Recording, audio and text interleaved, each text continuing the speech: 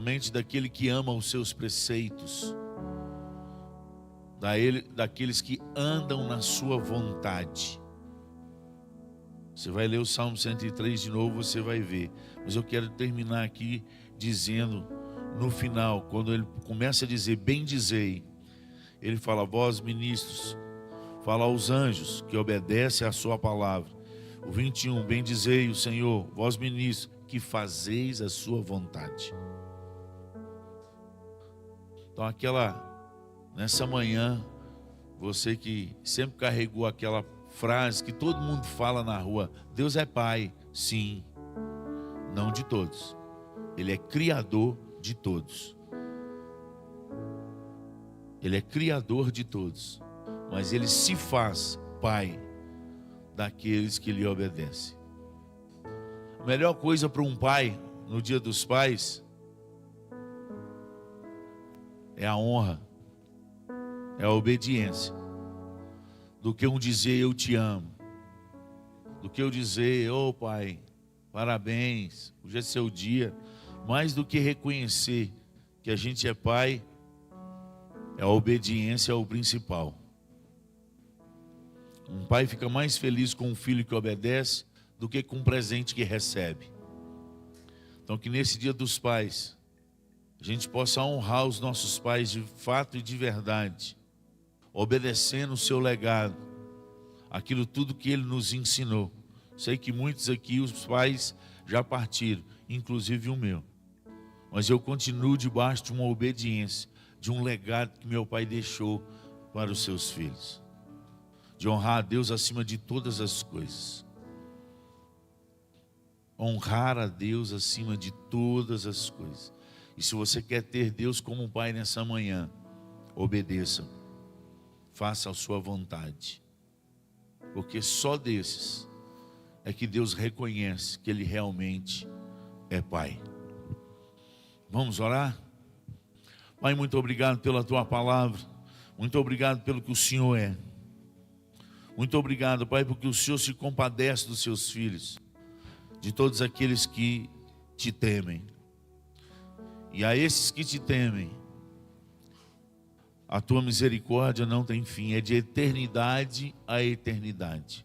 Começou aqui, quando nós abrimos os olhos, e todas as manhãs o Senhor manda retirar as misericórdias vencidas da prateleira das nossas vidas. E as tuas misericórdias se renovam a cada manhã. Todos os dias da nossa vida, vividos nessa terra, são debaixo da tua misericórdia. Do coração do Senhor em cima do miserável homem que somos. E para aqueles que lhe obedecem, será assim eternamente. Tu és Deus. E que nessa manhã o Senhor opere maravilhas no nosso meio. Toca no coração do teu povo. Continue nesse lugar, falando aos nossos corações. No nome de Jesus que nós oramos. Amém. Vamos ter um tempo de orar. Tem alguns pais enfermos, nos hospitais, alguns aqui da igreja. Tem pessoas passando por enfermidade. E a palavra de Deus fala que onde estão 2 ou 3 reunidos no nome do Senhor, ali Ele está. A palavra do Senhor fala que onde estão 2 ou 3 e pede alguma coisa a Deus, Ele responde. Nós somos mais do que 2 ou 3 nessa manhã. Então eu gostaria que você gastasse mais um tempo da sua vida aí clamando ao Senhor. Você que sabe que alguém está enfermo, você que é parente, que é amigo, gente que é amigo seu dessa igreja, se encontra enfermo, ore aí ao Senhor. Peça a Deus que nessa manhã seja uma manhã de visitação, uma manhã de cura, uma manhã de milagres, uma manhã da bondade de Deus estendida, a graça estendida sobre nós e sobre esse povo que está enfermo. Clame ao Senhor, peça a Deus que opere maravilhas no nome de Jesus. Ora aí ao Senhor.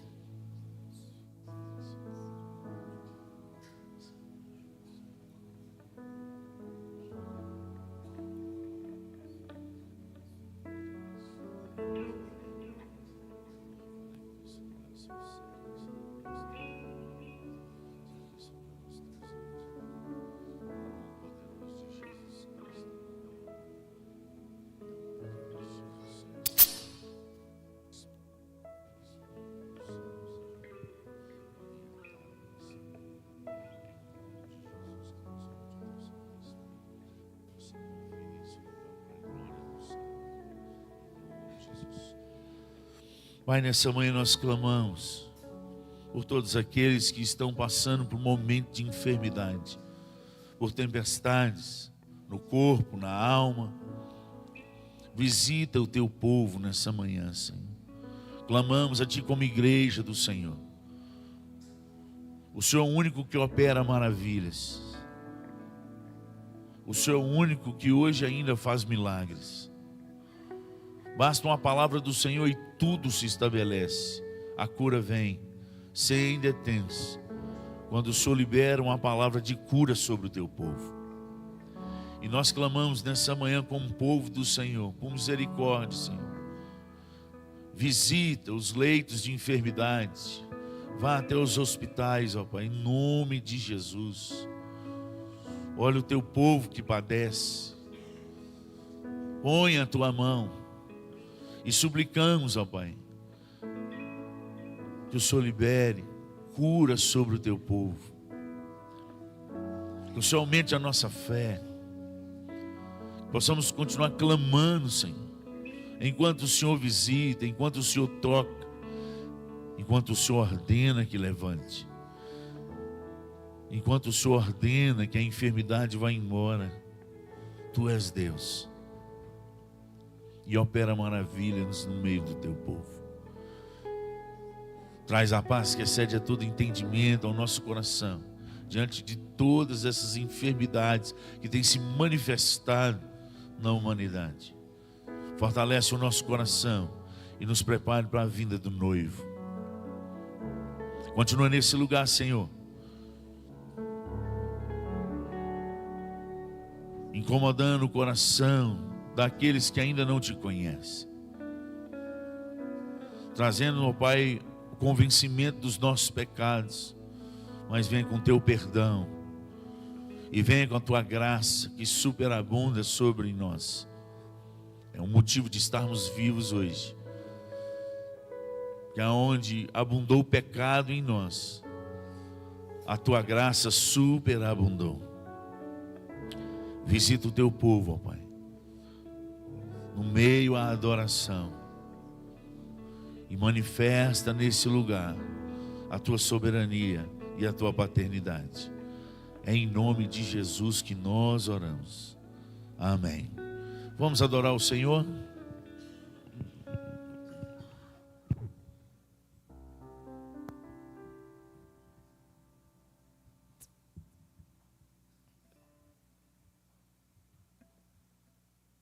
Você pode ficar de pé, meu irmão.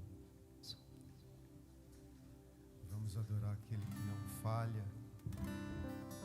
Vamos adorar o nosso Deus que está presente no nosso meio.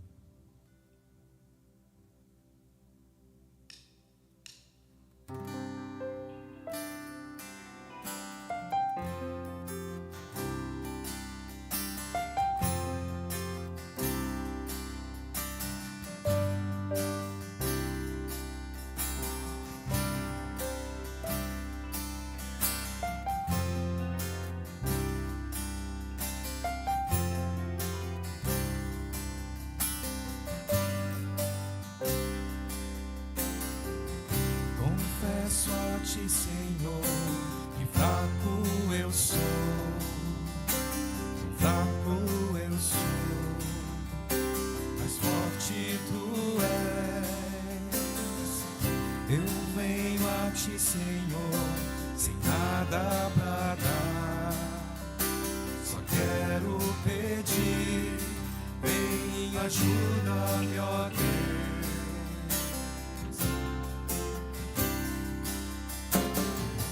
Confesso a ti, Senhor, que fraco eu sou, fraco eu sou, mas forte tu és. Eu venho a ti, Senhor, sem nada pra dar, só quero pedir,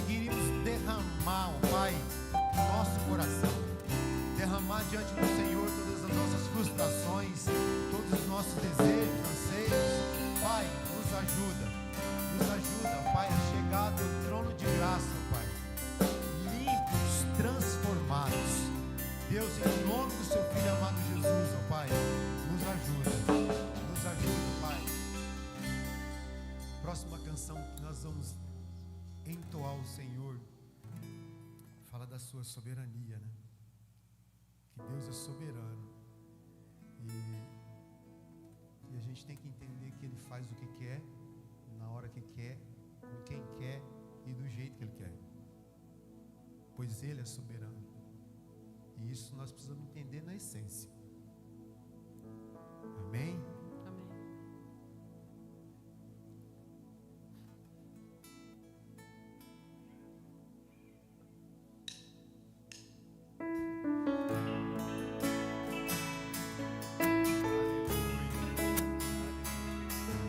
Só o Senhor.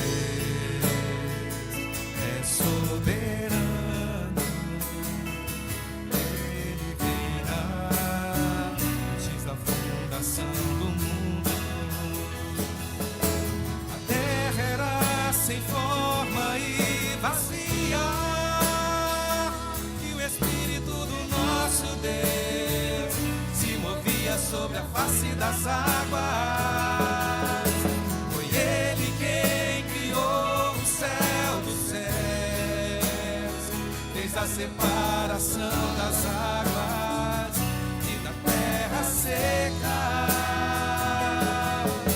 Foi Ele quem criou os luminares, criou a natureza, formou o homem. Glória a Deus por suas maravilhas, pela sua grandeza. Glória a Deus, glória a Deus por suas maravilhas, pela sua grandeza. Glória a Deus.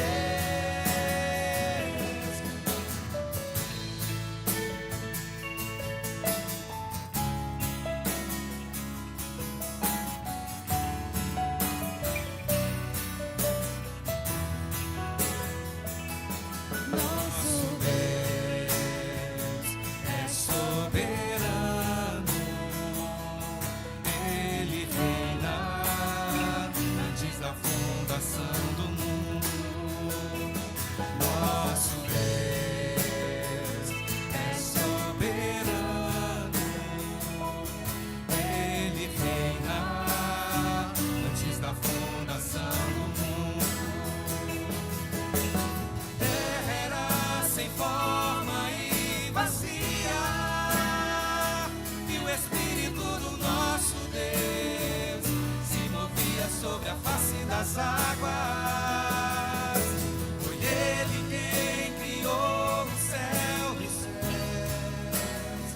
fez a separação das águas e da terra seca.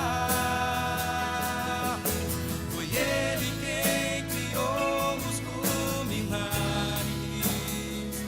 criou a natureza, formou o homem. Glória a Deus por suas maravilhas, pela sua grandeza. Glória a Deus,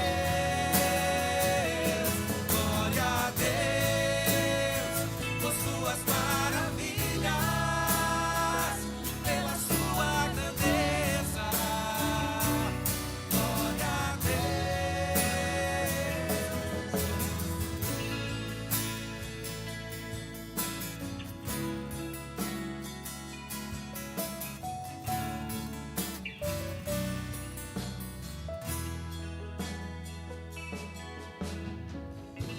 Glória a Deus. Aleluia, né, gente? Próximo cântico. Desde os confins da terra até o mais profundo do mar. E a palavra diz que não há lugar onde Ele não possa nos ver. Vamos então, gente.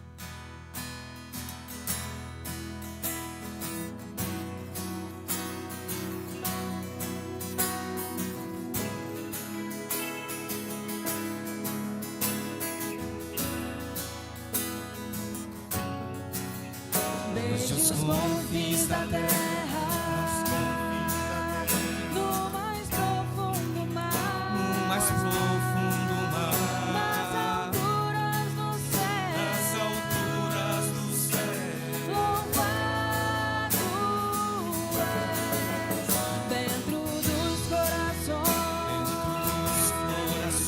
em meio a um clamor, nasce esta canção. nasce esta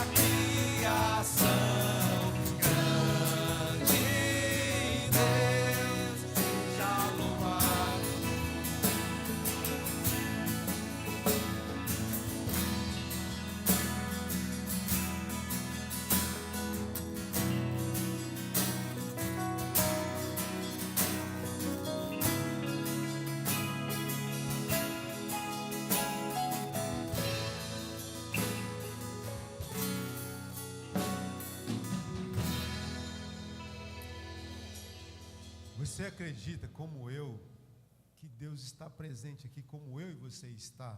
Amém. Eu creio nisso e precisamos imaginar isso. Eu costumo dizer que eu preciso visualizar Deus aqui, gente. Visualiza Deus aqui. Vamos adorar Ele. Deus está aqui.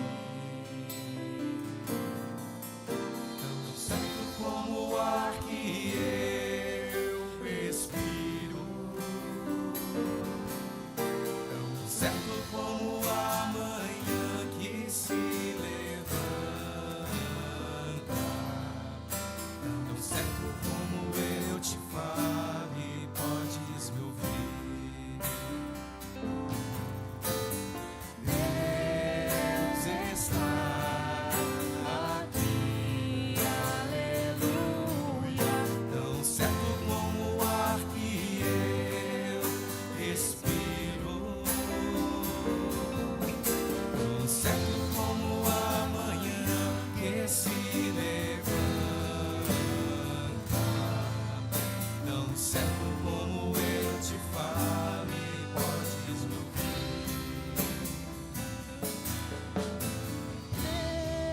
Deus está aqui. Tão certo como o ar que eu respiro, tão certo como a manhã que se levanta, tão certo como eu te falo e podes me ouvir. Deus está aqui, aleluia. Tão certo como o ar que eu respiro, tão certo como a manhã que se levanta, tão certo como eu te falo e podes me ouvir.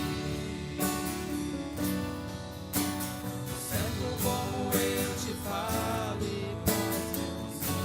Como eu te falo, certo como eu te falo e podes me ouvir. Nós vamos entoar a canção desde o início e eu queria que você orasse para que Deus falasse conosco essa manhã. De preparar o seu coração e nós vamos repetir essa canção. Se você quiser sentar, para você ficar bem à vontade, faz isso. Mas pede a Deus para que Deus coloque sua mente somente aqui nesse local. Esqueça das coisas, das preocupações lá de fora. Então vamos cantar. E você, ora aí, clame ao Senhor pela concentração. Bem suave.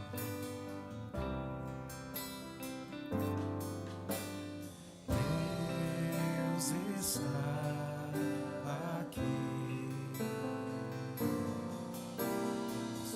como o ar que eu respiro, tão certo como a manhã que se levanta, tão certo como eu te falo e podes me ouvir. Deus, a sua presença é real aqui no nosso meio. Nós cremos nisso, ó Pai. Nós viemos aqui para ouvir o Senhor. Deus, coloca seus anjos, ó rapaz, ao redor do nosso templo, para que nossa concentração seja uma só. Em aproveitar esse momento na tua presença e que o Senhor fale através da boca do nosso pastor. Fala, ó Pai, que as palavras dele venham como setas, ó Pai, no nosso coração, nos atingindo e nos preparando, ó Pai, para que nós possamos ser diferentes, para que nós possamos, ó Pai, entender que somos filhos do Senhor e no Senhor está todo o amor. Pai, derrama, ó Pai, sobre o nosso pastor essa manhã, que vai trazer a sua palavra. Derrame sobre a vida dele. Que toda palavra que sair da boca dele, ó Pai, seja a palavra do Senhor. Pai, em nome do seu Filho amado Jesus, nós encontramos o Senhor aqui bem pela manhã. Nós já te pedimos perdão, ó Pai, pelos nossos pecados. Nós já levantamos clamor aos enfermos da nossa igreja. Mas agora, nesse momento, ó Pai, nós queremos pedir ao Senhor que nos dê concentração, que nos dê entendimento da tua palavra que será ministrada. Pai, em nome do seu Filho amado Jesus, é que eu oro. Em nome do seu Filho amado Jesus. Amém. Amém.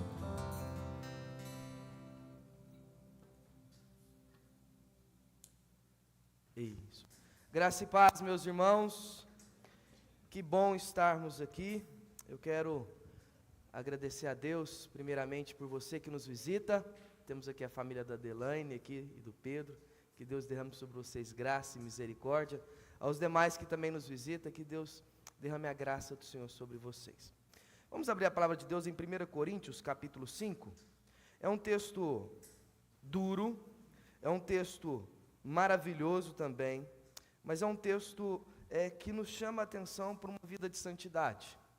É interessante como que Paulo, eu olho para a primeira carta de Coríntios, que nós fomos desafiados a ler durante esse mês, como que Paulo, diante de uma igreja em conflito, diante de uma igreja que tem partido, diante de uma igreja que está aceitando o pecado no meio dela, diante de uma igreja que está brigando por coisas triviais, ele começa então a mostrar, à luz da palavra de Deus, como que uma igreja deve viver, como que uma igreja deve seguir, como que ela deve de fato viver baseado em Cristo Jesus, como que o maior de todos os dons tem que ser o amor que traz o vínculo da vida com Deus, busca pelo Senhor, como que de fato todas as coisas conduzem para a glória de Deus. Então 1 Coríntios capítulo 5, nós vamos ler do verso 1 ao verso 13. 1 Coríntios capítulo 5, do verso 1 ao verso 13.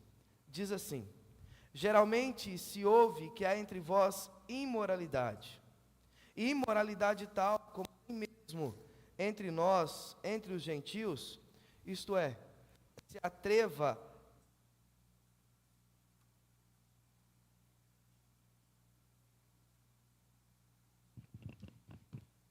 isso. Geralmente se ouve que há entre vós imoralidade, e imoralidade tal como nem mesmo entre os gentios, isto é, haver quem se atreva a possuir a mulher de seu próprio pai.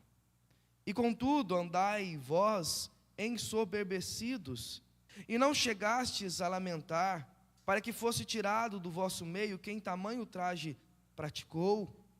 Eu, na verdade, ainda que ausente em pessoa, mas presente em espírito, já sentenciei como se tivesse presente, que o autor de tal infâmia seja, em nome do Senhor Jesus, reunido-vos e o meu espírito, com o poder de Jesus nosso Senhor, entregue a Satanás para a destruição da carne, a fim de que o espírito seja salvo no dia do Senhor. Não é boa a vossa jactância. Não sabeis que um pouco de fermento leveda a massa toda? Lançai fora o velho fermento, para que sejais nova massa, como sois de fato sem fermento. Pois também Cristo, nosso Cordeiro Pascual, foi imolado. Por isso celebremos a festa não com o velho fermento, nem com o fermento da maldade e da malícia, e sim com os asmos da sinceridade e da verdade. Já em carta vos escrevi que não vos associeis com os impuros. Refiro-me com isto não propriamente aos impuros desse mundo, ou avarentos, ou roubadores, ou idólatras, pois nesse caso tereis de sair do mundo. Mas agora vos escrevo que não vos associeis com alguém que, dizendo-se irmão, for impuro, ou avarento, ou idólatra, ou maldizente, ou beberrão, ou roubador, com esse tal, nem ainda com mais. Pois com que direito haveria eu de julgar os de fora? Não julgai vós os de dentro? Os de fora, porém, Deus os julgará. Expulsai, pois, de entre vós o malfeitor. Pai querido, ó Deus amado, nós te pedimos nessa manhã a iluminação do Teu Espírito Santo, a condução do Senhor sobre toda essa verdade. pedindo ao Senhor que abra bem um dos nossos ouvidos, que descortine o nosso coração e venha com a Tua palavra a perpassar o nosso entendimento, a nossa vida, a fim de que possamos praticar e viver a Tua palavra. Não a nós, Senhor, não a nós, mas somente ao Teu nome toda honra e toda glória.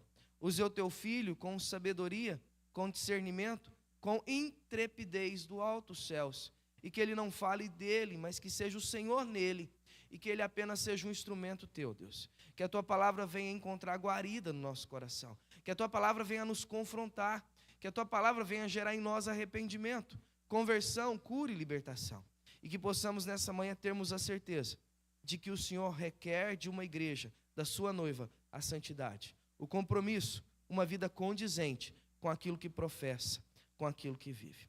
Toda honra e glória seja dada ao Senhor. Fala conosco, Pai. É o que te pedimos, em nome de Jesus. Amém. Meus irmãos, nós vivemos numa cultura permissiva, numa cultura que inclusive tudo hoje é permitido.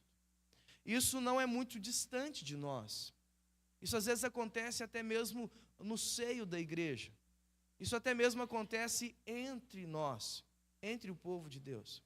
Entre aqueles que se dizem professar a Cristo, entre a sua fala, mas que não condiz com a sua prática, não condiz com a sua atitude, com o seu comportamento, com o seu testemunho lá de fora.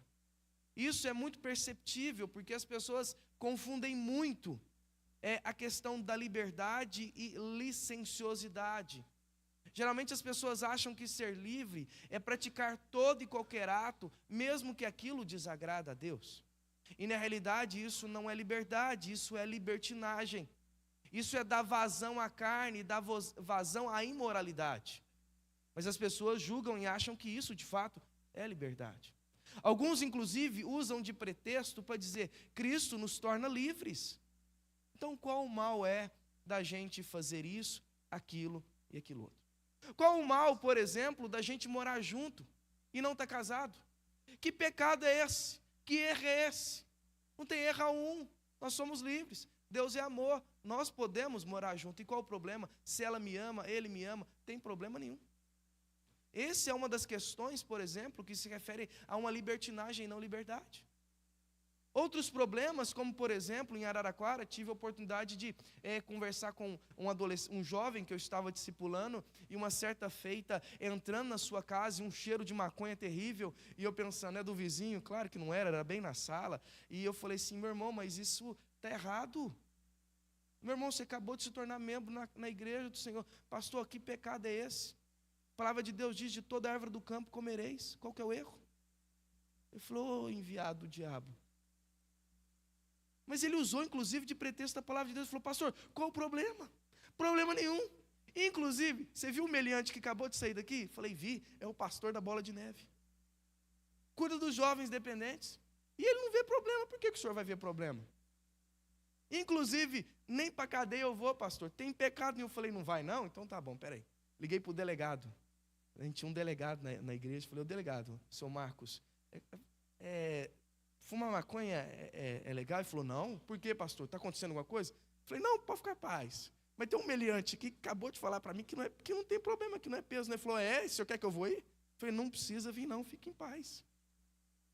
Mas isso entra dentro da igreja, gente. O que eu quero que você pense é sobre isso. Isso tem entrado na igreja. A mesma coisa tem entrado na igreja a questão da bebida, a questão do álcool. Embora não seja algo que a Bíblia proíba, eu sou totalmente contra por ter vivido uma vida assim e ver como que a bebida destrói lares. A bebida não produz fruto algum. Mas isso tem entrado na igreja, isso tem entrado no seio da igreja, e as pessoas acham que isso é normal, que é comum. E Paulo vai nos mostrar aqui no texto que Deus requer da sua igreja uma atitude santa. Deus não coaduna, Deus não aceita o pecado, Ele não é conivente com o meu erro e com o seu. Ele não faz isso, Ele não faz vistas grossas a isso. Ele não aceita de maneira alguma que nós andemos contrário à palavra dEle. Ele não aceita isso. Deus quer de nós uma vida santa. Nós fomos separados para viver uma vida santa. Principalmente quando você vai para Êxodo capítulo 19. O povo acabou de sair da terra do Egito, está ao pé do Monte Sinai. Deus vai entregar a lei para ele, os 10 mandamentos, dizendo: a partir de agora vocês são Israel. Vocês são um povo de propriedade exclusiva. Vocês são meus, e por serem meus e eu ter conquistado vocês como um rei que conquista outro e agora manda sobre vocês, é assim que vocês têm que viver. Não terá outros deuses diante de mim, não fará para ti mais escultura, honra teu pai e tua mãe, guarda o dia de sábado, não furtarás, não adulterarás, não dirá falso testemunho. Então ele passa uma série de regras dizendo: a partir de agora, vocês, como meu povo, vivem assim. É assim que vocês devem viver, é assim que vocês devem praticar. E é aqui que Paulo mostra para nós como que uma igreja madura, como que uma igreja bíblica, uma igreja fiel à palavra, uma igreja preocupada realmente com valores e princípios, não aceita a imoralidade no meio dela. Ele não aceita de forma alguma. Não apenas no que se refere à igreja que é parte do povo do Senhor, no que se refere a nós, mas no que se refere a tudo diante do Senhor. O trem mudou aqui, o que aconteceu? Sai em nome de Jesus. O que a gente vê é que o contexto imoral dessa igreja estava trazendo consequências terríveis para ela.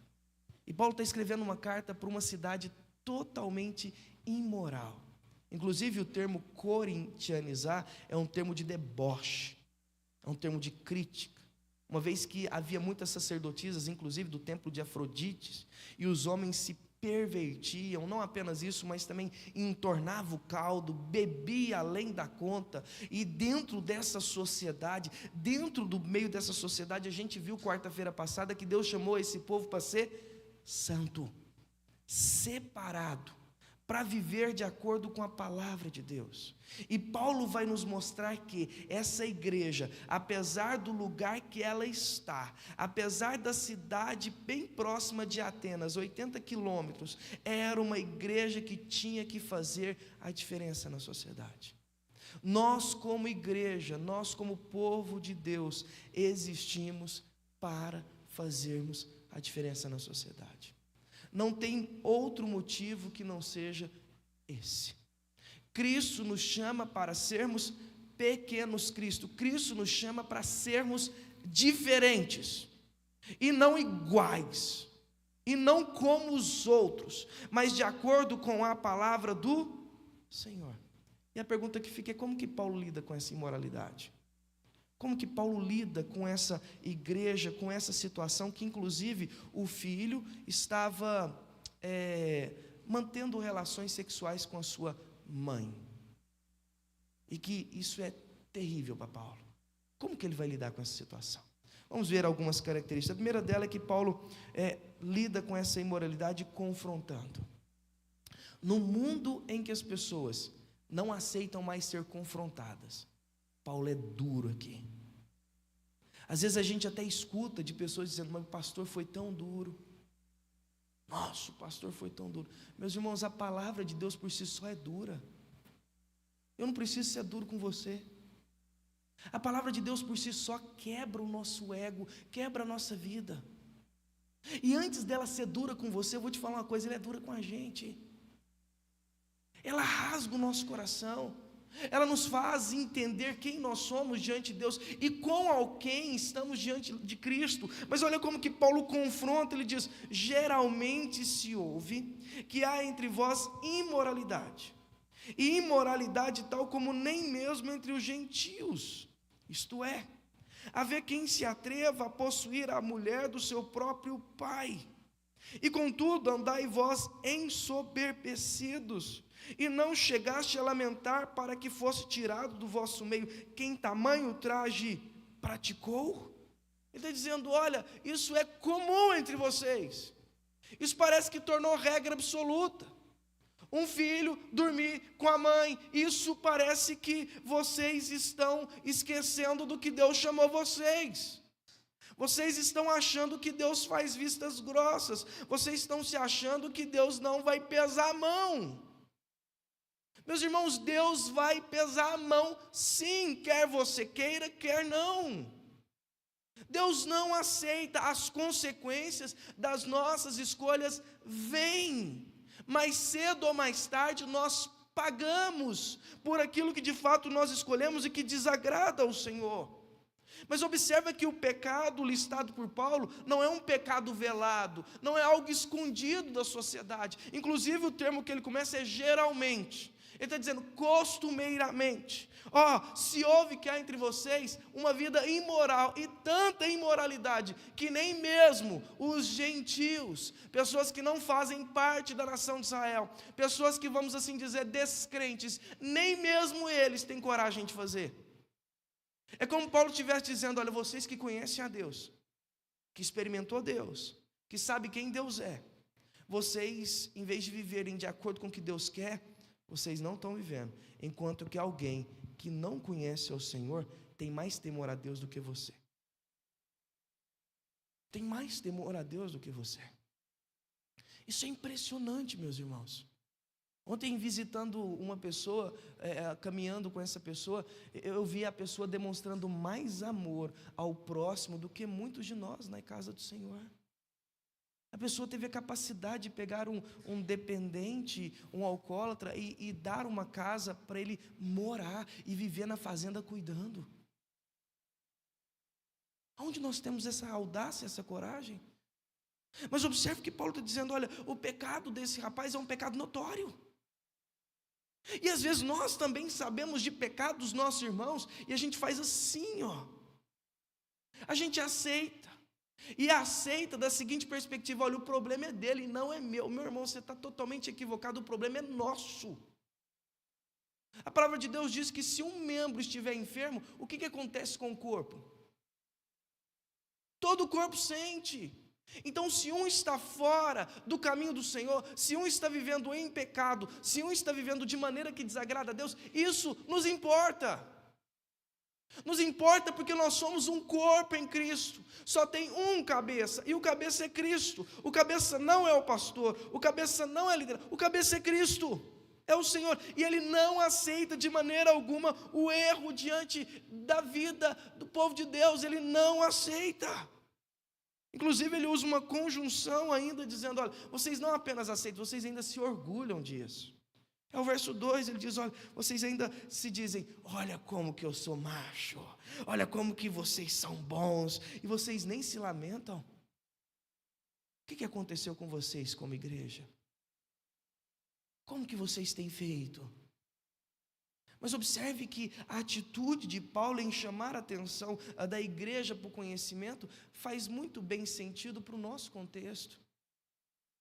A gente faz, vamos dizer, uma gradação de pecados. Vamos lá. Mentir é pecado. Pecadinho. Adulterar é um pecadão. Esse merece disciplinar, esse não. Fofoca é pecado, mas não disciplina. Mas ver pornografia é pecado. Onde que está na Bíblia que é a diferença? Todos é pecado. A diferença está na consequência. Que um pode ser maior do que o outro. Mas todos é pecado. Inclusive eu ouço muito alguém dizer que: mas pastor, tem problema esse rim não, Deus vai levar em conta. Meu irmão, não vai. Lembra da igreja de Éfeso? Apocalipse capítulo 2, uma igreja que tinha obras, uma igreja fiel à palavra de Deus, uma igreja que não aceitava os nicolaítas, mas é que Jesus olha e diz assim: mas eu tenho contra vocês, vocês abandonaram o primeiro amor. Olha, arrependem, volta à prática, senão eu vou remover do lugar de vocês o candeeiro. Mesmo que vocês tenham algo bom, ele diz: olha, tem algo bom em vocês, vocês odeiam as obras nicolaítas, mas eu tenho contra vocês isso, e eu não vou aceitar. Meus irmãos, nós perdemos essa sensibilidade de confrontar. Mas confrontar não é fofocar. Confrontar não é aumentar. Confrontar não é ferir o outro. Entenda a disciplina como um instrumento de Deus me levar para o caminho correto. E como que eu tenho que fazer isso? Vai lá para Mateus 18, o verso 15 ao verso 17. Olha o que o Senhor Jesus vai nos mostrar. Como que o povo de Deus tem que exercer, então, a disciplina. Mateus 18, vamos ler do verso 15 ao 17, preste bastante atenção no texto sagrado. Olha o que Jesus vai dizer: se teu irmão pecar contra ti, vai arguí-lo, ou chamá-lo a atenção entre ti e ele só. Se ele te ouvir, o que aconteceu? Ganhaste ao teu irmão. Se porém não te ouvir, toma ainda contigo uma ou duas pessoas, para que pelo depoimento de 2 ou 3 testemunhas, toda a palavra se estabeleça. E se ele não os atender, dizei-o à igreja. E se recusar ouvir também a igreja, considere-o como gentil e publicano. Como que tem que ser uma ação de confronto contra o pecado à luz do texto que nós lemos? Vamos lá, a primeira coisa.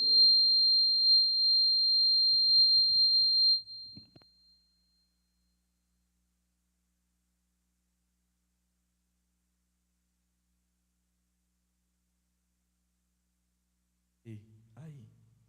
Primeira atitude, como que tem que ser? Eu tenho que ir entre o meu irmão e dizer: meu irmão, deixa eu te dizer uma coisa para você. A sua atitude, o seu comportamento não condiz com a realidade. Deus não se agrada disso. Aí você vai dizer: mas pastor, posso? Pode. A gente entende amigo, a gente tem um entendimento de amizade distorcido. O Provérbios vai dizer que amigo, a gente tem que tomar cuidado com aquele amigo que reclina a cabeça sobre o nosso peito.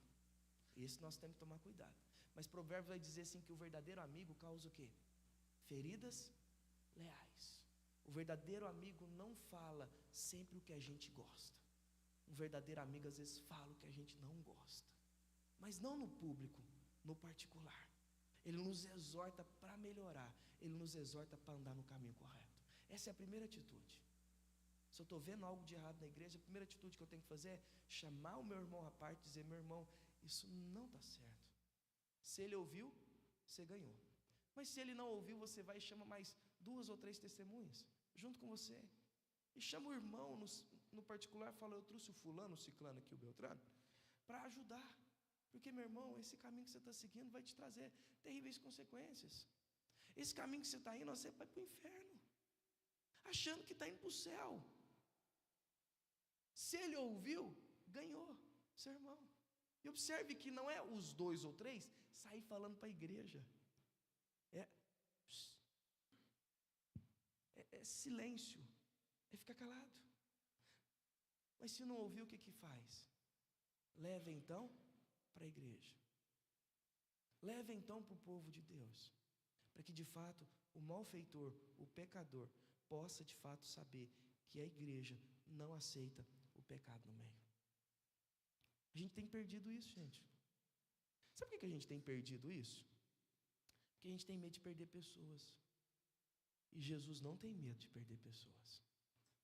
A palavra de Deus diz que aqueles que Ele escolheu ouvem a sua voz e elas obedecem. Aqueles que são seu ouvem a sua voz e obedecem. Ele não está preocupado. Ele está preocupado com os seus, com aqueles que Ele ama. E a disciplina é por isso, é para rigor. E é para a gente deixar de lado tudo aquilo que desagrada a Deus. Olha o que Paulo vai dizer em Efésios 4, 22 a 27. Ele diz assim, no sentido de que, quanto ao trato passado, vos despojeis do velho homem, que se corrompe segundo as concupiscências, ou os desejos do engano, e renoveis do espírito do vosso entendimento, e revistais o novo homem, criado segundo Deus, em justiça, retidão e procedente da verdade, como um novo homem, como uma nova criatura, como um novo povo de Deus. Eu e você precisamos abandonar as práticas erradas, abandonar os erros, abandonar o que desagrada a Deus, se revestir de Cristo e ser conduzido pelo fruto do Espírito, que é a aplicação do Espírito Santo de Deus, colocando no nosso coração a verdade da palavra do Senhor. Então Paulo é muito claro dizendo, olha, vocês não apenas adormeceram a mente de vocês, de aceitar um pecado, vocês inclusive se acham orgulhosos por achar que vocês são santos e piedosos, quando na realidade vocês são depravados, quando na realidade a atitude de vocês não condiz com a palavra de Deus. Essa é a primeira atitude que Paulo tem, confronto, e um confronto pesadíssimo. A segunda atitude que Paulo tem é também de exclusão. Como assim exclusão? Às vezes é necessário excluir. Isso dói o ouvido, porque as pessoas vão dizer assim, Jesus não excluiu ninguém. E Judas? O que aconteceu com ele? São questões que às vezes a gente não elabora muito bem os princípios bíblicos e tenta entender o que de fato a palavra de Deus nos mostra, mas a palavra de Deus é tão dura conosco que diz que até mesmo aquele que peca e erra, ele tem que ser considerado em Mateus 28 como um gentil e publicano. O que era um gentil e publicano? Alguém que não fazia parte do povo de Deus, alguém que era excluído, alguém que era deixado de lado, alguém que de fato era excluído da casa do Senhor, do meio do povo de Deus. Olha o que Paulo vai dizer: em nome do Senhor Jesus, reunido vós e o meu espírito, com o poder de Jesus no Senhor, entregue a Satanás para a destruição na carne, a fim de que o espírito seja salvo no dia do Senhor. Ele não apenas confronta, mas ele diz: olha, mesmo não estando aí, verso 3, eu na verdade, ainda que ausente, mesmo que eu não esteja pessoalmente, mas em espírito eu sirvo o mesmo Deus, o mesmo Espírito que habita no seu coração, é o mesmo que habita no meu coração, presente eu estou, e eu já declarei, eu já sentenciei que o autor de tal atitude, de tal infâmia, em nome de Jesus, que ele, juntamente comigo, juntamente com vocês, com o poder de Jesus, seja entregue a Satanás. Pesado, não é? As pessoas até arrepiam, mas é o que Paulo mostra para nós.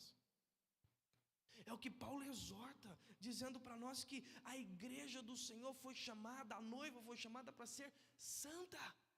A noiva foi chamada para viver de acordo com os princípios elementares da palavra de Deus. A igreja foi chamada para andar no caminho certo. A igreja não foi feita para ser igual ao mundo. A igreja não foi feita para que os outros aplaudam por uma boa mensagem, pelo que ela faz. A igreja foi feita para que andasse no caminho de Cristo, no caminho do Senhor, o autor e consumador da fé dela, o único que de fato nos mostra o exemplo de santidade, piedade, perfeição absoluta, e que nos mostra como que de fato devemos viver. É isso que Paulo diz para nós. Olha, eu quero que seja entregue a Satanás.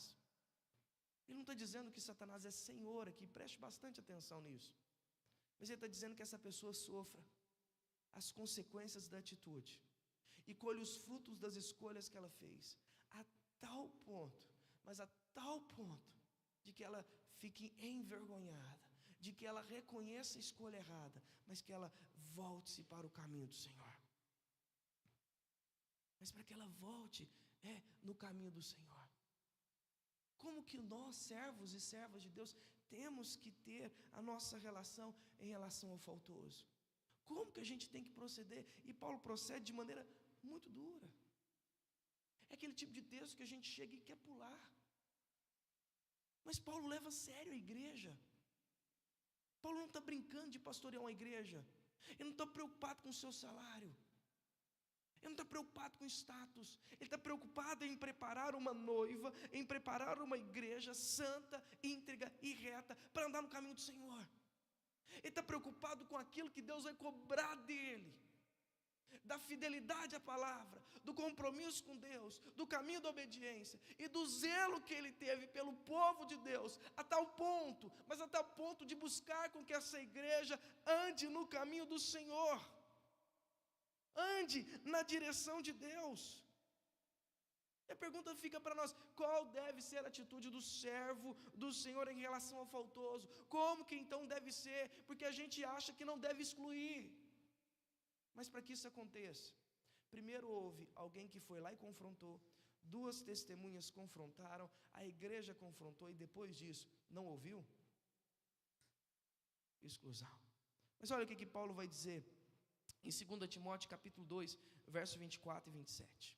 Ora, é necessário que o servo do Senhor não viva a contender, e sim deve ser brando para com todos, apto para instruir, paciente, disciplinando com mansidão os que se opõem, na expectativa de que Deus lhe conceda não só o arrependimento, para conhecerem a verdade, mas também o retorno à sensatez, livrando-se eles dos laços do diabo, tendo sido feitos cativos por ele para cumprir a sua vontade. Paulo está dizendo: o servo do Senhor tem que ser brando, pacífico, Tem que ser aquele que leva o faltoso a reconhecer. Mas ele às vezes precisa ser duro, e a tal ponto de excluir. Eu lembro que a minha primeira exclusão que eu fiz, eu chorei a noite inteira. Eu não dormi aquela noite. A noite inteira, Senhor, eu não posso fazer isso. Mas eu havia passado por todos os passos. Eu fui sozinho, confrontei, levei mais 2, confrontei, levei no conselho, disciplinamos, a pessoa nem apareceu. E eu tive que excluir com dor no coração. Nenhum pastor gosta disso, gente. Nenhum pastor acha bom nisso. O pastor sofre demais quando isso acontece. Eu lembro que eu passei a noite inteira orando e falando: Senhor, tem misericórdia. Visita o coração, visita a mente, traga a Cristo, traga ao Senhor, traga de volta. Mas tivemos que ter tal atitude, mesmo depois passando de todos os passos. E Paulo não havia chamado uma atenção. Se você for para o verso 9 aqui do capítulo 5 de 1 Coríntios, olha o que Paulo diz: já em carta vos escrevi que vocês nem se associem com eles. Essa provavelmente tenha sido a segunda e depois a terceira. Uma carta se perdeu. É a carta que Paulo deve ter sido mais duro. Foi essa: eu já disse para vocês, vocês não me ouviram? Nem fique perto, nem chegue perto, você pode se contaminar. Eu falo muito para os adolescentes: qual é mais fácil? É mais fácil você querer a Deus, ou é mais fácil você não querer a Deus? Qual é mais fácil? Qual é a inclinação do seu coração? Em não querer a Deus. Então, se essa inclinação é por natureza minha, por conta essa condição de pecado que eu tenho, como que eu tenho que viver? Eu tenho que evitar o mal. Porque o mal já está uma inclinação para fazer. E se eu não me encher do Espírito Santo, se eu não me encher do Senhor, eu vou fazer tudo errado. E por isso que eu tenho que evitar, inclusive os ambientes que eu vou, os amigos que sentam comigo, por isso que eu tenho que evitar. Por isso que eu tenho que tentar cada vez mais ler a palavra de Deus todos os dias, orar todos os dias, jejuar uma vez por semana, buscar a presença do Senhor, porque só assim eu vou estar fortalecido e revestido do Senhor. É só assim que eu vou vencer as batalhas. Tendo o capacete da salvação, o escudo da fé, a espada da justiça, as botas da pregação do evangelho, só assim eu vou vencer. Porque se eu não tiver, não vou. E Paulo é muito duro ao ponto de dizer: olha, expulse ele. Olha o verso de número 13 aí de 1 Coríntios capítulo 5. Os de fora, porém, Deus julgará. Mas ele diz: expulsai, pois, dentre vós o malfeitor. Ele diz: arranca fora. É melhor arrancar do que contaminar. É melhor arrancar do que fazer com que as ervas daninhas cresçam. E aquilo que deveria ser correto se torna errado. Então a primeira atitude de Paulo é confrontar. A segunda atitude de Paulo é excluir. Mas a terceira atitude de Paulo também é proteger o corpo de Cristo. Ele diz no verso de número 6 e verso 7: não é boa a vossa jactância, não é bom o orgulho de vocês. Vocês não sabeis que um pouco de fermento leveda toda a massa? Lançai fora o velho fermento, para que sejais nova massa, como sois de fato sem fermento, pois também Cristo, nosso Cordeiro Pascual, foi imolado. Ele faz uma aplicação entre aquilo que estava no Antigo Testamento, em Êxodo capítulo 12, com aquilo que Cristo fez, apontando para a realidade dessa igreja. Ele diz: olha, não é bom o orgulho de vocês, não é correto. Vocês não sabem que um pouco de fermento pode levedar toda a massa? Ao mesmo tempo, ele está trazendo ao entendimento deles aquilo que aconteceu com Israel ao sair da terra do Egito, que o texto diz: olha, lança fora o velho fermento, deixe para trás tudo que é do Egito, deixe para lá e venha agora andar com Deus. Ele pega isso, aplicando para o cordeiro que era morto, imolado, e que durante 10 dias não se comia pão com fermento, mas comia um pão com ervas amargas, para trazer o entendimento de como foi difícil, de como que foi duro a libertação, de como que custou a libertação, do preço que foi pago. Ele mostra isso para que a gente possa entender que Cristo, esse cordeiro que foi morto, que representava no Antigo Testamento, que agora aplicado no Novo Testamento, foi imolado e nos salva, para de fato viver na presença dEle. Como que agora esse Cristo que morreu nos chama para uma nova realidade, e nos chama para uma realidade de vida a tal ponto que a gente tem que deixar para trás tudo que desagrada a Deus, de que a gente não pode ter o mínimo que sequer de fermento, porque ele pode trazer toda a massa, a levedura, ele pode destruir. É como uma maçã podre, você pega uma maçã podre e coloca no meio de várias maçãs boas, o que vai acontecer? Vai apodrecer. É com a erva daninha no meio de um jardim, você vai e você tira, mas se você deixa, aquilo espalha por todo o jardim e vira uma praga terrível. É o que Paulo está dizendo: olha, o orgulho de vocês não é bom não. Vocês acham que vocês são bons, vocês acham que vocês estão fazendo tudo correto e que Deus está se agradando. Não, olha, um pouco de fermento pode levar vocês à destruição. Lança fora, lembra do que Cristo fez, lembra do seu amor. Ele morreu, ele foi crucificado, ele ressurgiu e agora apresenta a vida para vocês, para que vocês andem como ele andou, vivam como ele viveu, caminhem como ele quer que vocês caminhem. É isso que nós devemos fazer. Paulo está protegendo a igreja, dizendo: olha, isso vai trazer destruição. A igreja, a liderança, quando a liderança, o pastor, o conselho, os presbíteros vai disciplinar alguém, na realidade ele não está fazendo isso por retaliação, ele não está fazendo isso por ódio, ele está fazendo isso por amor, primeiro, à vida daquela pessoa, dizendo: olha, vem para Cristo, vem para o Senhor. Em segundo lugar, ele está protegendo a igreja, ele está purificando a igreja, ele está guardando a igreja de um futuro mal que vai ser terrível. De um futuro mal que vai ser terrível. Por isso que Paulo, inclusive no verso 8, vai dizer: por isso, vamos celebrar a festa, não com o velho fermento, e nem com o fermento da maldade e da malícia, mas sim com os asmos da sinceridade. Vamos ser transparentes, vamos ser corretos. Vocês sabem o que é sinceridade, meus irmãos? Vem de sincera. Um vaso na antiguidade, por exemplo, você conhecia um vaso perfeito quando você colocava ele na luz. Um vaso perfeito colocado na luz não tinha nenhuma marca de cera.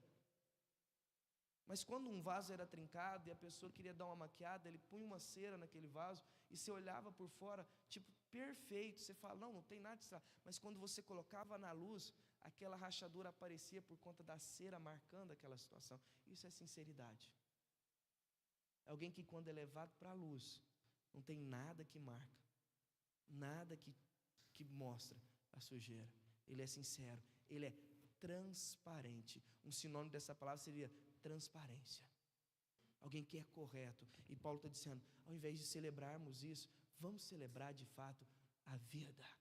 Vamos celebrar de fato a sinceridade de um coração quebrantado, de um coração com o Senhor.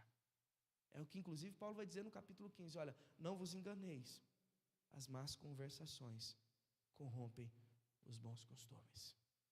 Paulo está protegendo a igreja e levando a igreja de fato, olhar para si, olhar para o Senhor e falar: opa, custou um alto preço, custou o sangue de Jesus, e Ele me chama para uma vida diferente. Vamos celebrar, mas celebrar com alegria, transparência e vida diante de Deus. E por fim, Paulo, além de confrontar, além de excluir, além de buscar proteger a igreja, Paulo quer restaurar essa vida. A parte B do verso 5, ele diz: a fim de que o espírito seja salvo no dia do Senhor. Dia do Senhor aqui está em caixa alta, não é qualquer dia, é um dia específico. Ele está falando isso acerca do dia do juízo. Ele está dizendo: mesmo que esse irmão seja entregue a Satanás, para que colha os frutos das escolhas que ele fez, mas que no dia do juízo, ele possa ser encontrado arrependido, ainda em vida, ele possa sofrer na carne o peso da escolha, mas em vida, ele possa olhar para o Senhor e dizer assim: Senhor, misericórdia, eu errei, eu pisei fora do alvo, me perdoa. Paulo está dizendo, para que no dia do Senhor, essa pessoa possa ser encontrada reta diante de Deus, porque de fato, nas consequências que ele colheu, ele arrependeu, ele se converteu, ele mudou de vida, e agora está no caminho do Senhor. Esse é o fim pelo qual Paulo está sendo duro. Esse é o fim pelo qual Paulo diz: olha, eu quero que entregue a Satanás, mas eu não quero que entregue para que ele seja morto e no final vá para o inferno. Não, eu quero que ele, na sua vida, possa conhecer a Cristo, possa ser confrontado por Cristo, arrepender-se do seu mau caminho e voltar-se para o Senhor, para que no dia do juízo ele esteja ali diante do Senhor, com as suas vestes limpas, santas, com óleo cheio. Meus irmãos, nós entendemos graça totalmente distorcida. Nós, presbiterianos, somos muito bons em teologia. E às vezes a gente esquece de alguns pontos. A gente pensa assim: porque somos predestinados, posso fazer o que eu quero. Romanos capítulo 6, Paulo vai dizer: de maneira nenhuma. Como que a gente vai viver no pecado se nós morremos para ele? Como que alguém, eu lhe pergunto, como que alguém que foi encontrado ou foi achado em graça por Cristo, teve a sua vida convertida no Senhor, como que ele vive? Ele vive da maneira que vivia antes ou ele vive de uma maneira diferente? A gente precisa definir alguns termos mais, a gente precisa definir mais um pouco daquilo que a palavra de Deus nos exorta, daquilo que o Senhor nos chama à vida, para que de fato a gente possa entender que quando alguém é convertido, quando há novo nascimento, quando há mudança de vida, não tem como ser o mesmo. Jesus é duro, inclusive, com Nicodemo, dizendo: você é mestre em Israel e você não sabe dessas coisas? Importa que você nasça de novo. Importa que o Espírito Santo entre no seu coração, que você professe a sua vida pela água do batismo. É importante que você renuncie tudo isso. É importante que você seja levado ao Senhor. Era um homem extremamente religioso, um homem que conhecia de Bíblia, de lei, de capa a capa. Um fariseu era alguém que tinha que recitar o Pentateuco, Gênesis, Êxodo, Levítico, Número, Deuteronômio, de cor. Ele sabia da lei, ele sabia da palavra de Deus, ele tinha que saber isso de cor, recitá-la. Paulo era alguém que aprendeu inclusive aos pés de Gamaliel, é nascido ao 8º dia, um homem que de fato, fariseu de fariseu, é um homem que agora está articulando, isso que me impressiona, isso que me leva a estudar, a amar a palavra de Deus. Paulo está pegando tudo que ele aprendeu e dizendo: não, peraí, deixa eu dizer para vocês, vocês estão errados. Vocês precisam fazer isso aqui, é assim que a palavra de Deus ensina, é assim que vocês têm que viver. Olha, vocês precisam entender que de fato Deus, Cristo Jesus, quer uma noiva comprometida com Ele, quer uma noiva de fato santa. Não se associe com os impuros. Mas Paulo é muito claro, olha o verso 10, refiro-me com isso. Não propriamente aos impuros desse mundo, aos avarentos, aos roubadores, pois nesse caso vocês teriam que sair do mundo. Ele não está dizendo: olha, a santidade é você recuar para um deserto, ser um ermitão, ficar longe do Senhor e ali ser escondido para buscar sangue. Não, você não tem como fugir, mas ali no mundo seja uma semente diferente.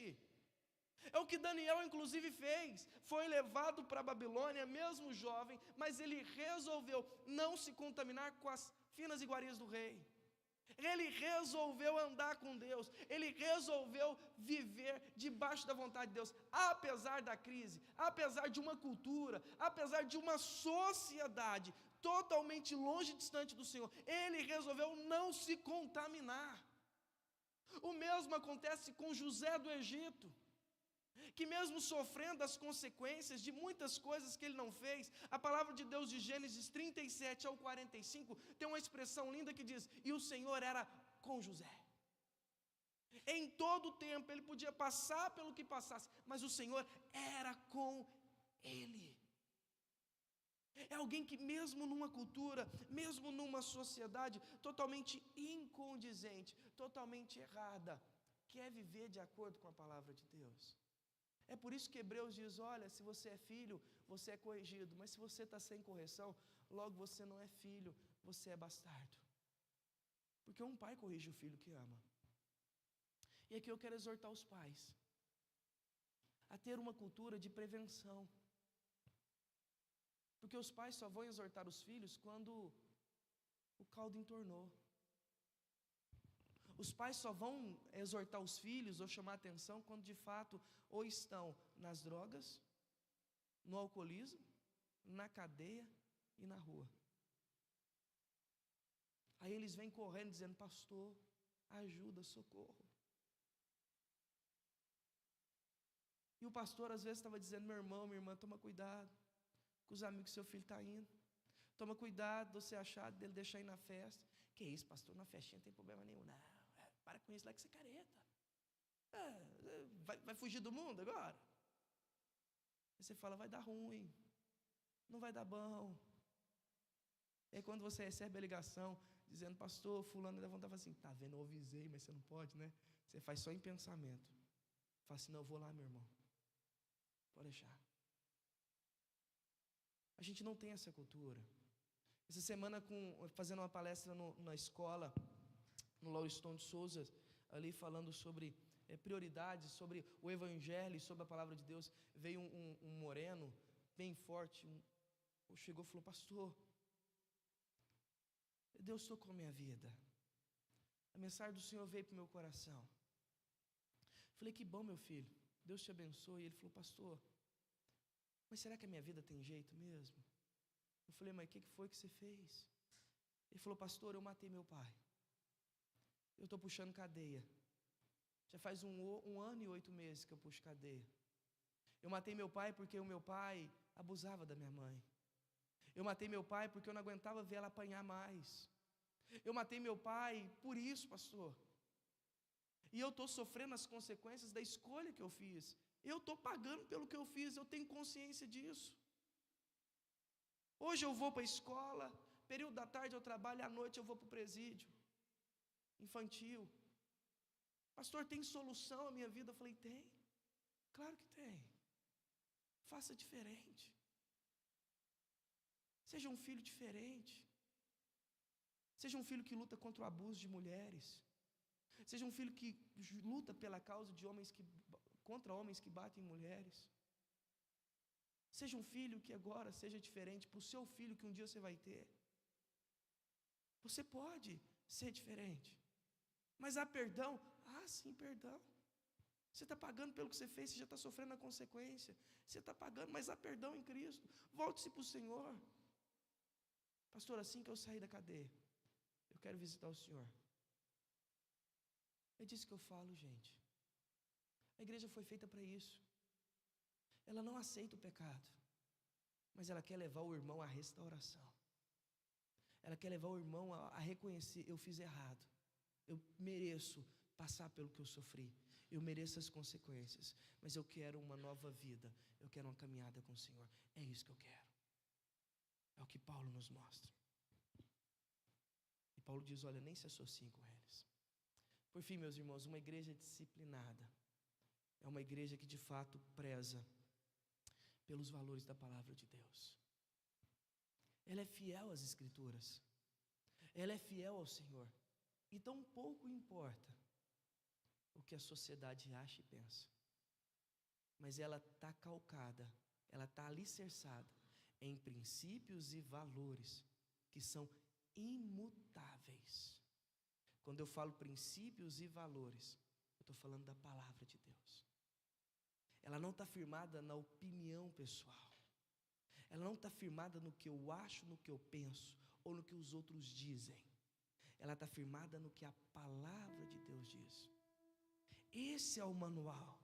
Essa é a instrução. É aqui que nós devemos viver. Aqui é a base pela qual nós devemos seguir a Cristo. É aqui que nós devemos articular através da nossa vida, olhando para a palavra de Deus, como que a gente tem que viver.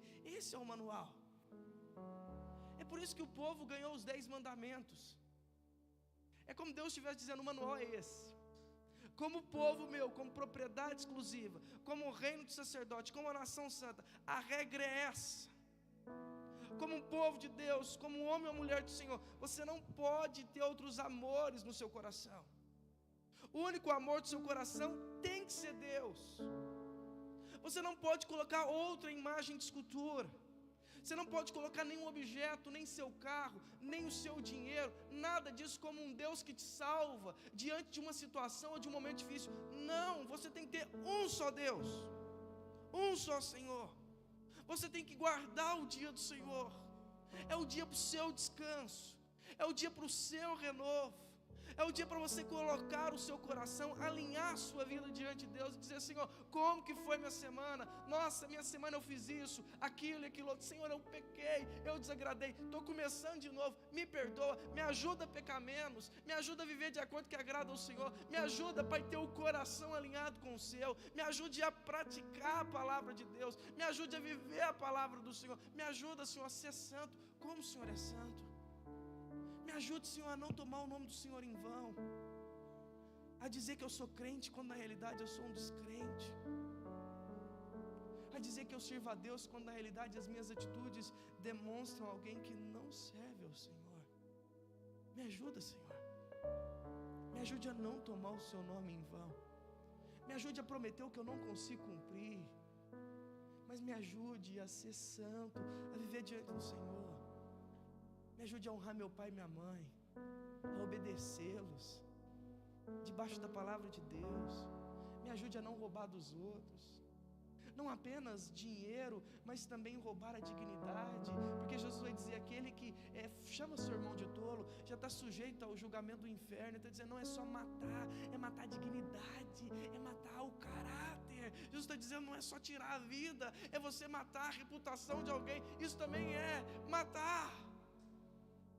É saber que um produto vale tanto e você sabe do valor ideal, mas você superfatura aquele valor. Você está roubando, meu irmão. Mas é para o meu benefício. Mas você está roubando. Se você fosse justo e correto diante de Deus, Deus supre cada, Ele é o dono do ouro e da prata. Ele ainda diz: olha, não adultere. Seja grato com a esposa que você tem, seja grato com a casa que você tem, seja grato com o presente que Deus te deu. Seja grato ao Senhor. Esse é um resumo pequeno de poucos dos 10 mandamentos. É assim que Jesus nos chama a viver. Uma igreja disciplinada é uma igreja que quer viver o que Cristo quer que ela viva. Uma igreja disciplinada, ela é livre. Ela pode fazer tudo errado, mas ela resolve não fazer. Ela resolve não fazer porque o seu amor a Deus está acima de todas as coisas. Os seus valores e princípios é a palavra de Deus. Isso é liberdade, gente. Isso é liberdade. É eu poder fazer o que eu quero, mas resolvo não fazer porque eu amo ao Senhor. Que nós, como igreja de Frutal, nós como povo de Deus, possamos ser uma igreja disciplinada, possamos ser uma igreja preocupada com a vida dos outros, porque o pecado do outro nos importa, nos afeta. O pecado dos outros nos mancha, e nós queremos ser santos, e nós queremos tudo aquilo que Cristo conquistou na cruz, tudo aquilo que é dele, dado a nós, para vivermos na palavra do Senhor. Vamos orar? Pai querido e amado, toda honra e glória seja dada ao Senhor. Obrigado pela tua bendita palavra, obrigado pela tua verdade, Deus. Ela é um bálsamo para a nossa alma, ela cura as nossas feridas, mas ela também põe o dedo na ferida. Ela coloca o dedo na ferida não para machucar, mas para confrontar, Senhor, para nos chamar ao senso daquilo que é correto, para rever os nossos valores e conceitos, para revermos a nossa vida, para analisarmos, descortinar quem somos diante do Senhor, para que possamos viver uma vida santa diante de Deus. Ajuda nós como igreja, Senhor. Ajuda nós como povo de Deus não aceitar o pecado. Ajuda nós como povo de Deus a amar o nosso irmão, mas amar ao nosso irmão a ponto de fazer ferida nele, mas uma ferida que cura, que restaura, que renova, que traz o verdadeiro senso da alegria e da paz, Senhor. Ajuda-nos a ser uma igreja livre. Ajuda-nos a pegar a palavra de Deus dentro das verdades poderosas, inspiradas, inerrantes e infalíveis, e aplicá-las à vida e a vivermos por essa palavra, te glorificar e te exaltar Purifica a tua igreja, Deus. Vem com o teu povo sobre a tua igreja. Prepara a tua noiva, Deus. Que a tua noiva esteja com a vasilha cheia de azeite. Que a tua noiva esteja transbordando, Senhor. Que a tua noiva esteja em santa expectativa do retorno do Senhor. Ah, Deus, como eu aguardo esse retorno do Senhor. Onde nós não teremos mais choro, onde nós não teremos mais que lidar com esse pecado, com esses erros. E ali vamos desfrutar de uma alegria, de uma paz, onde as diferenças serão deixadas de lado. E o único objetivo que vai importar é adorar o Senhor. Obrigado, Pai. Assim oramos em nome de Jesus. Amém. Queria chamar aqui o Pedro, a Adelaine e essa gatinha maravilhosa aí. Vem aqui.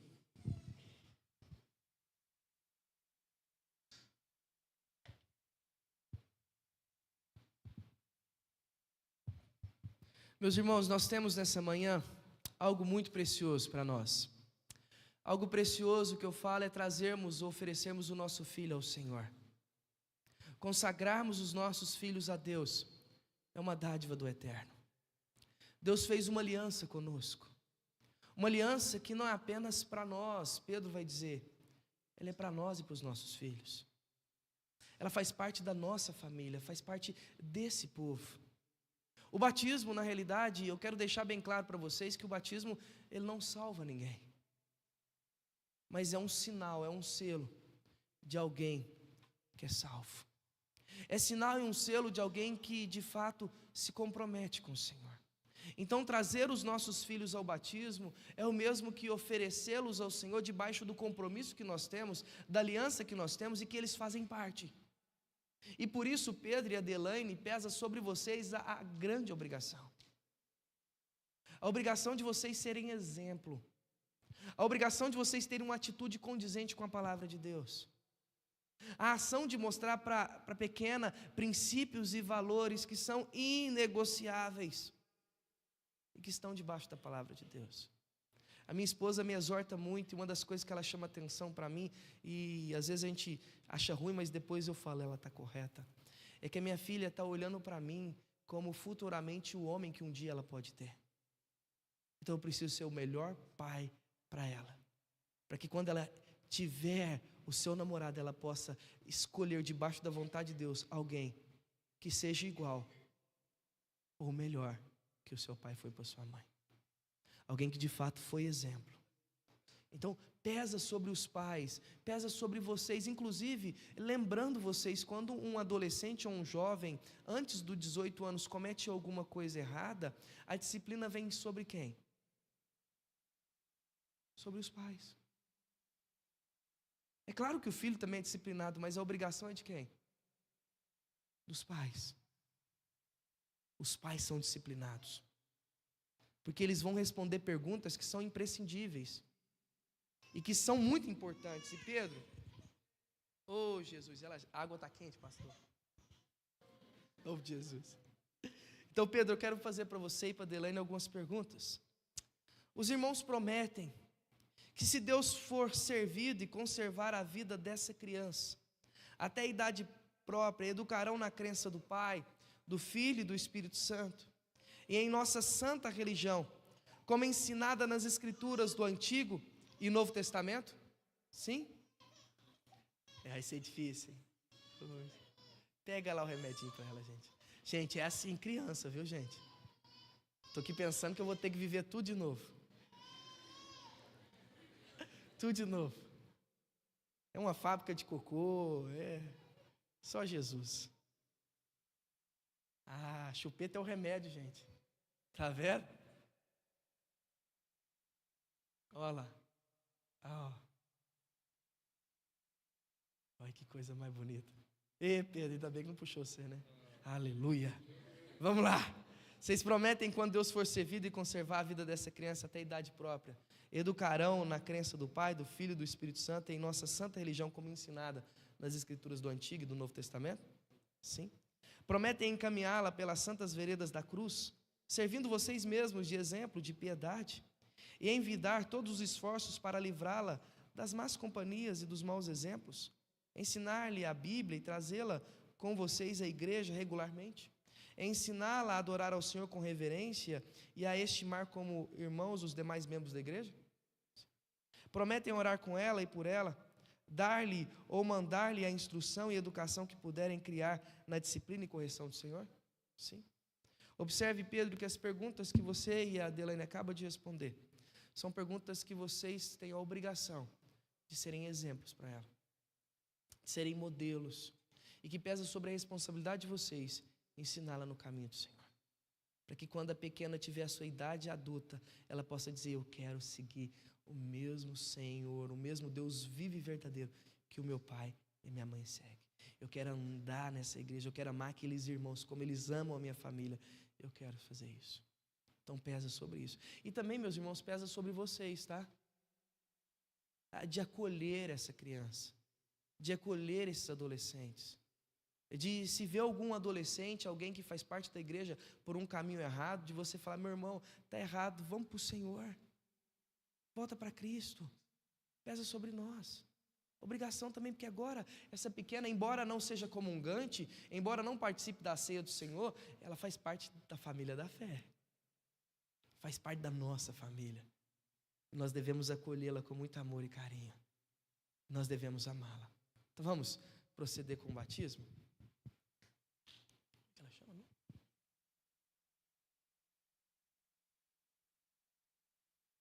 Valentina, eu te batizo em nome do Pai, do Filho e do Espírito Santo.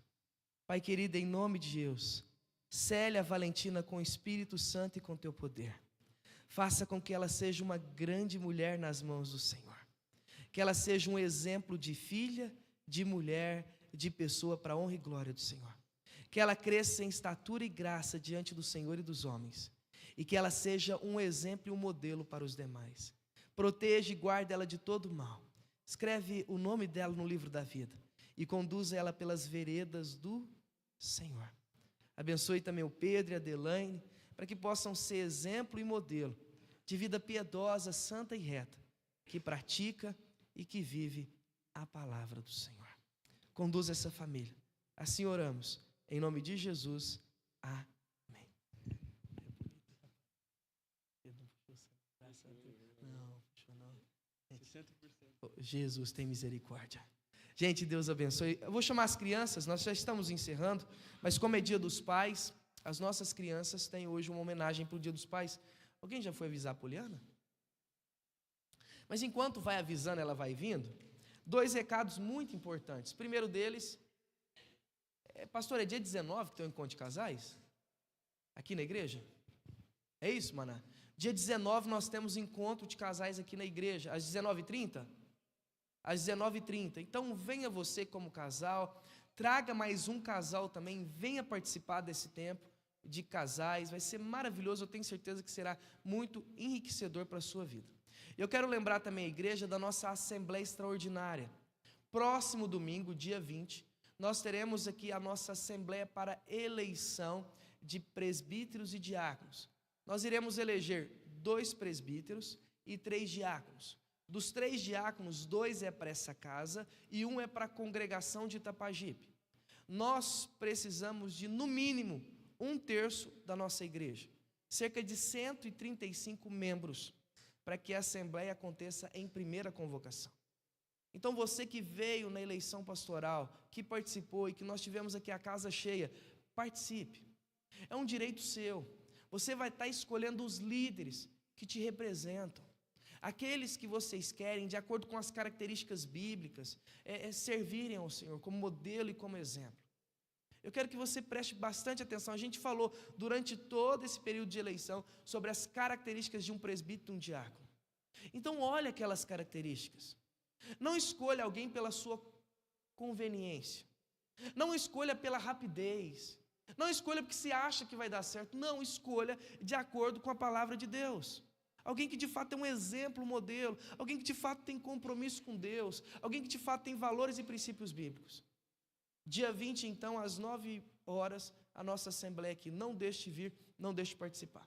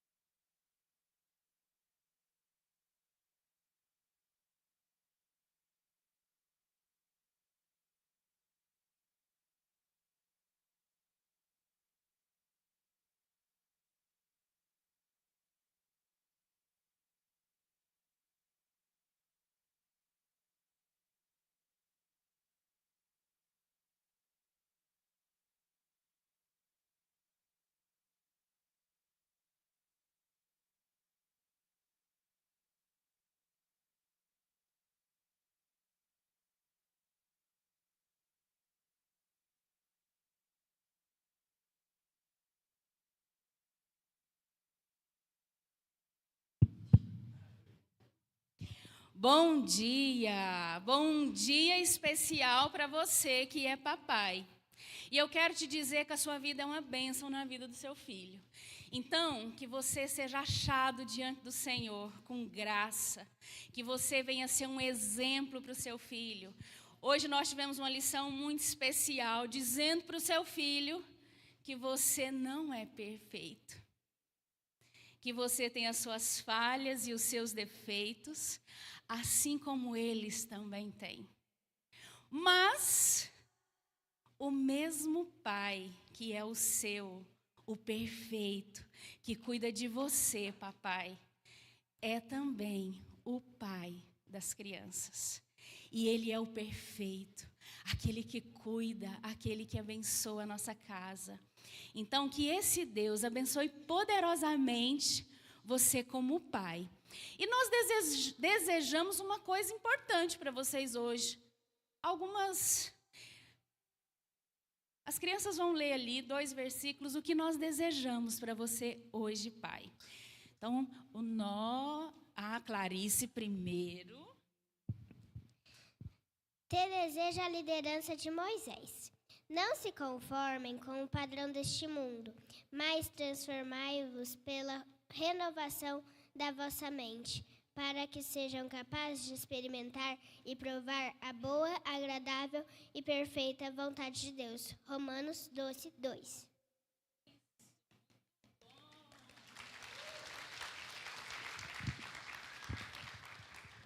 Agora o Cauã vai te desejar mais uma coisa.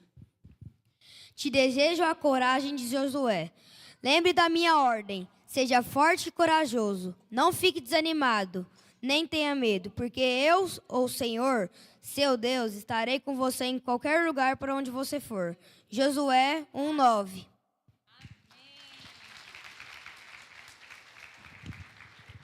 É isso que nós desejamos para vocês. Que vocês sejam como Moisés, sejam como Josué e tantos outros homens, né? Que nós temos na Bíblia. E aí, Mateus, ama seu pai? Com força? Ama. Agora eu gostaria de convidar todos os pais a ficarem de pé, porque nós vamos pedir para que uma criança ore, louvando a Deus pela sua vida. Então, que todos os pais, por favor, se coloquem de pé. Você vai receber uma oração de uma criança muito especial para nós. Todos nós agora, com os nossos olhos bem fechadinhos, só para a gente esquecer quem está pertinho de nós. E aí, cadê? Vem cá. Essa florzinha de Jesus vai fazer uma oração a Deus, agradecendo pela sua vida. Senhor, abençoe a vida de todos os papais que estão aqui.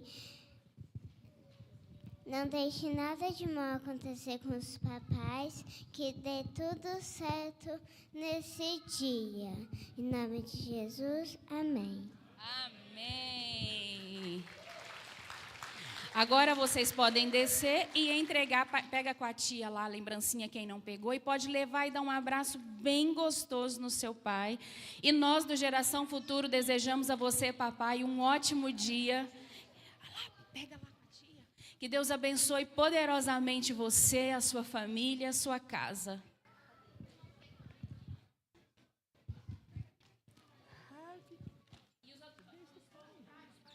Vem cá para nós dar aviso junto. Vem cá, sobe aqui. Do pai. Vem cá para nós dar aviso. Sobe aqui.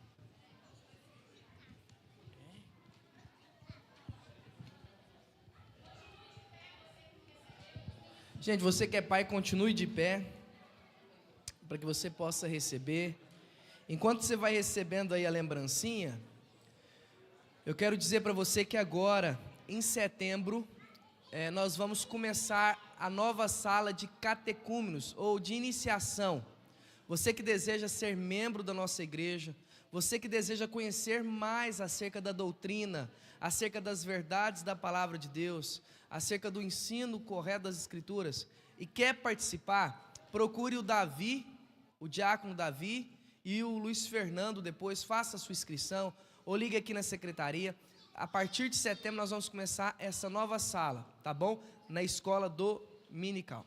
Então se inscreva, participe. Eu quero te encorajar de fato a se comprometer com o Senhor, a ter uma vida santa e reta diante de Deus. Vamos orar então, agradecendo a Deus por esse momento? Pai querido, ó Deus amado, nós te louvamos. Te exaltamos, ó Pai, por essa manhã preciosa e maravilhosa diante da casa do Senhor. Obrigado pela vida das nossas crianças, que nos abrilhanta e que traz a nós o senso e ao mesmo tempo a responsabilidade e o peso de ter que ensiná-las no caminho, na direção do Senhor. Ensina-nos como Pai a sermos melhores. Ensina-nos a ser exemplo e modelo de padrão bíblico, Deus, a fim de que os nossos filhos possam olhar em nós e ver Cristo Jesus. Abençoe aqueles pais, ó Pai, que hoje estão chorosos. Às vezes queria tanto o abraço do seu pai, mas não podem ter. Que o Senhor console, que o Senhor conforte, mas que eles possam encontrar em Ti o verdadeiro Pai que o Senhor é. Possam encontrar em Ti a verdadeira alegria e a verdadeira esperança. O Senhor é tudo que temos e somos. Leva para as nossas casas, guardados e protegidos com o Senhor, que possamos ter um almoço delicioso, ao redor da mesa em família, celebrando a vida, a gratidão e a honra ao Senhor. Obrigado pela vida do Pedro, da Delaine, da Valentina e pela família deles que aqui se encontra. Que eles possam ser abençoados por Ti e levar desse lugar, dessa casa, a presença do Senhor. A alegria do Senhor, a força do Senhor, e que eles tenham um domingo abençoado, cheio da presença e do poder do Senhor. Assim oramos em nome de Jesus. Amém. Família da Delaine, do Pedro, Deus abençoe vocês. A casa é de vocês também, viu? Sempre que quiser, estamos à disposição. Deus abençoe vocês, tá?